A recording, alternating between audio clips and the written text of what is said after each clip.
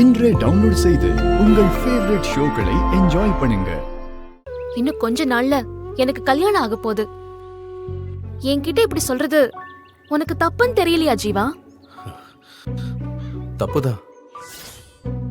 ஆனா சொல்லாம விட்டுட்டா இன்னும் பெரிய தப்பாயிடும் தோணுச்சு. மீனாட்சி, எனக்கு நிஜமாவே உன்னை ரொம்ப பிடிக்கும் மீனாட்சி. இங்க பாரு ஜீவா, ஸ்டார்டிங்ல எனக்கு உன் மேல ஒரு நல்ல இம்ப்ரெஷன் இல்ல. ஆனா உன் கூட பழகுனதுக்கு அப்புறம் உன் கேரக்டர் எனக்கு பிடிச்சது. நல்லா ஓடி போய் ஹெல்ப் பண்ற, ஒரு ப்ராப்ளம்னா வந்து நிக்கிற. அதெல்லாம் பாக்குறப்ப எனக்கும் உன்னை பிடிச்சதுதான். ஆனா அதெல்லாம் வெறும் ஃப்ரெண்ட்ஷிப் மட்டும்தான். எனக்கு உன் மேல லவ் எல்லாம் இல்ல.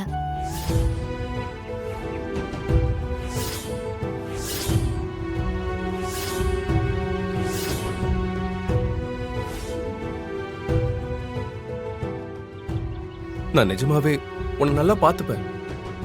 ஜீவா, நீ இப்போ உன்னையே பாத்துக்க முடியாத சிச்சுவேஷன்ல இருக்க.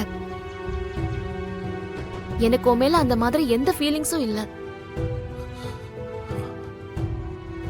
சொல்லப்போனா எனக்கு லைஃப் பார்ட்னரா வரவரை எப்படி இருக்கணும்னு நினைச்ச எந்த கேட்டகரியிலுமே நீ இல்ல.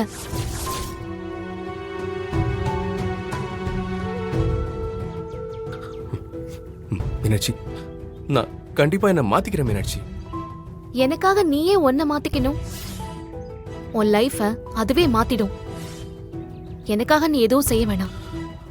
மீனாட்சி, நான் நிஜமாவே உன்னை லவ் பண்றேன்.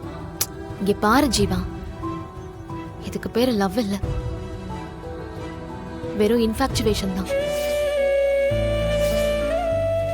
இல்ல மீனாட்சி, நான் உன் கூட இருக்கிறப்பதான் நான் சந்தோஷமாவே இருக்கேன். என்னோட லைஃப் ஃபுல்லா நீ என் கூடவே இருக்கணும்னு நினைக்கிறேன்.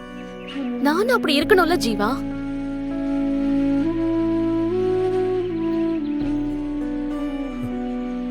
நீ பொண்ணுங்க கூட பெருசா பழகுனதே இல்ல, அதனால இத லவ்னு நினைக்கிற.